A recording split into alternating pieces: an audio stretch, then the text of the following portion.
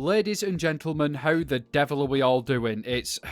testicles need grooming. Yep, thanks for that one, guys. All I need now is a sponsorship from Manscaped, and we'd be sorted, won't we? Anyhow, airy bollocks aside, welcome to this week's Top 5 Camps. And as ever, we've got, quite a decent selection lined up for you. So sit back, relax, and get ready to witness some true masochism. In the number 5 spot this week, we have Goldfinger with a Survivor Camp. And first off, he's dedicated this build to all people suffering with cancer. So you know what? Fair play to you on that one, pal. Now then, I absolutely love it when people use pre-existing structures and vehicles to, make camps in. Because let's face it, if you'd survived a nuclear bomb, you wouldn't be going asking the local builders for throw up a cheap semi-detached, would you? Nah, would you bloody hell like, you'd use what you had. I think my favourite part about the whole exterior is how Goldie's actually built onto the bus. He's not just filled the interior full of shit and called it done, he's made it his own. And the end result is simply lovely. Very, very immersive and extremely scrappy looking. I like it. The interior's no different either, guys. Again, it follows that scrappy immersive feel, and overall, I think it complements the build really nicely. Goldfinger, thank you very much for entering this week, pal. As ever, your videos are really well filmed, the build is absolutely incredible, and you're more than deserving of the number 5 spot. Vielen Dank, mein Freund, dein Lager ist sehr gut, and my German is absolutely terrible. Anyway, just before we get to the number 4 spot, I want to make you aware that your judge this week is only Sai. Now then, this guy does some fantastic builds. You may have seen some of them featured in the competition before. And like I say with all our guest judges, if you could head over to his channel and show him some love, I'm sure that'd be much appreciated. Anyhow, on to the number 4 spot. And this week we have a new entrant to the competition. It's Wastelander 84 with the Home of the Treasure Hunter camp. And guys, I know what you're thinking. TNG, this can't have been built in adventure mode. But guess what?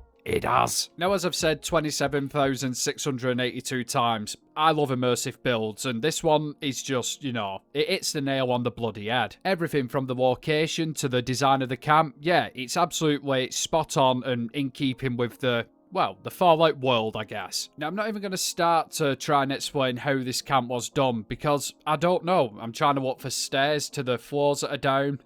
I can't see them. Now, you can achieve this effect with catwalks, but usually the stairs are left in place, and like I say, I can't see them. So yeah, guys, your guess is as good as mine. Either way, it looks bloody cool, doesn't it? I think my favourite thing about it on the exterior, other than the prefab trailer that you've somehow shoehorned in there, that's, quite impressive, is the little platform that you've got down there with a Brahmin ride on it. Like it's been ungot by the bridge. I love that kind of thing. I have no idea why, it just, always stands out to me. Now onto the interior, and this place is absolutely filled to the rafters with shit. It looks like a pensioner's mantelpiece, and in my opinion, that's how scrappy and immersive builds should look. Although I think it would be pretty incredible to see a scrappy looking camp with a split mint clean interior. Like the Fallout version of a patinaed car. Anyhow, I digress. Wastelander, this build is absolutely stunning. I have no idea how you've managed to shoehorn some of the bits in there. It is very impressive, like I said. Fantastic job all round, mate. Thank you very much for entering this week, and congratulations on the number 4 spot. Again, very well deserved.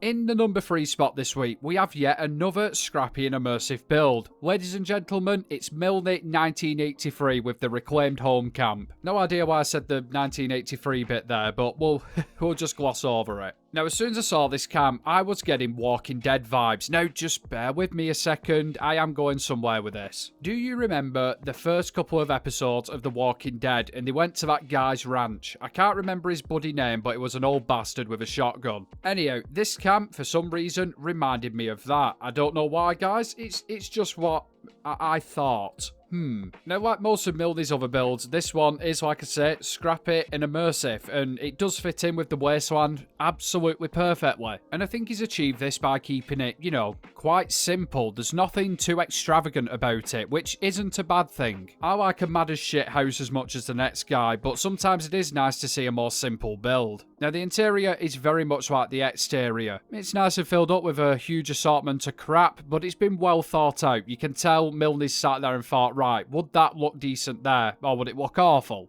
And I like that attention to detail. We've also got quite a few cheeky little merges going down as well, which again is a nice touch. Milney, thank you very much for entering this week, and congratulations on the number 3 spot. Hats off to you, mate.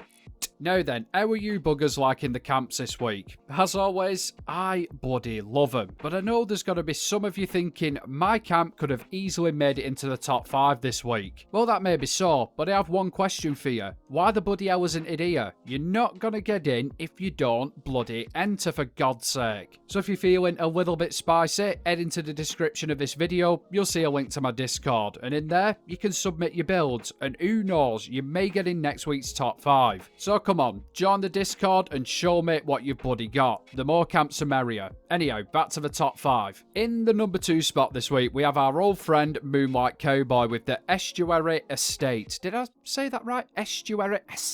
I don't know. Now, I've said it before and I'll say it again. Moonlight is the master of masochism. He must literally whip himself while he's building. Which in this case doesn't look like a bad thing. I mean, just take a look at this, guys. How has he managed to fit all this stuff under a bloody bridge? Honestly, he must have had more clipping issues than a song downloaded from LimeWire, circa 2005. Despite the obvious challenges that this location must have thrown at him though, he's overcome it, and just look at it. Everything fits just, well, perfectly. He's even got a bloody skylight. How has he managed to clip that into the bridge? I don't know. I honestly do not know. I would have thought that would have been collision central. Somehow he's managed it though, and the overall effect is absolutely stunning. And the interior as well. Look how he's incorporated the bridge into certain elements of it. That kitchen area, for example, it looks like somebody's built a bar in an old cellar somewhere. Seriously, Moonlight, this is one of my favourite builds that I've seen from yourself, and it's pretty sweet that you're moving away from the, you know, up structures. As much as I like them, it is nice to have a change every now and again. You've absolutely nailed this one, bro. Thank you very much for entering this week, and congratulations on the number 2 spot. Keep them coming, mate. Keep them coming.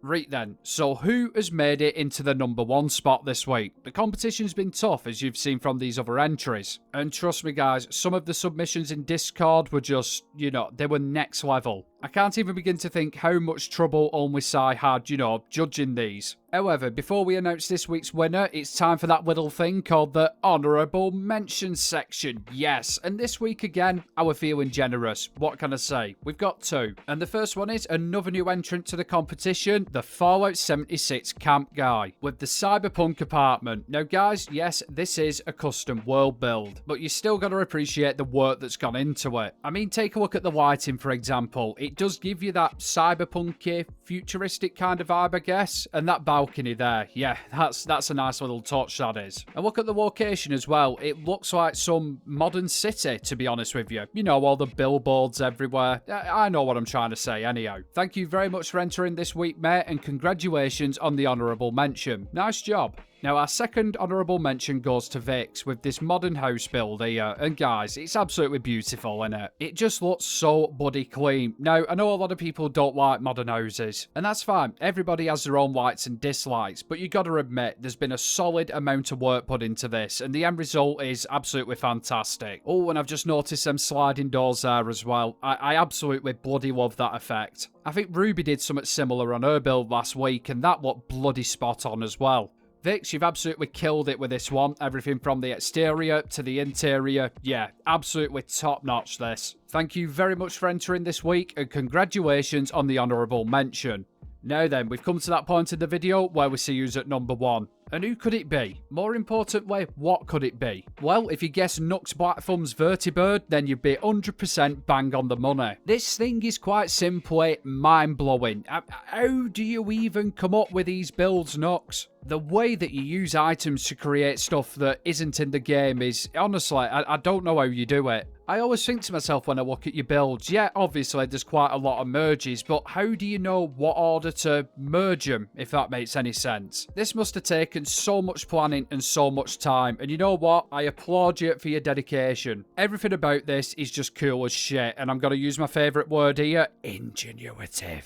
And I've just noticed the rotor blades as well. You've even offset them like a proper helicopter.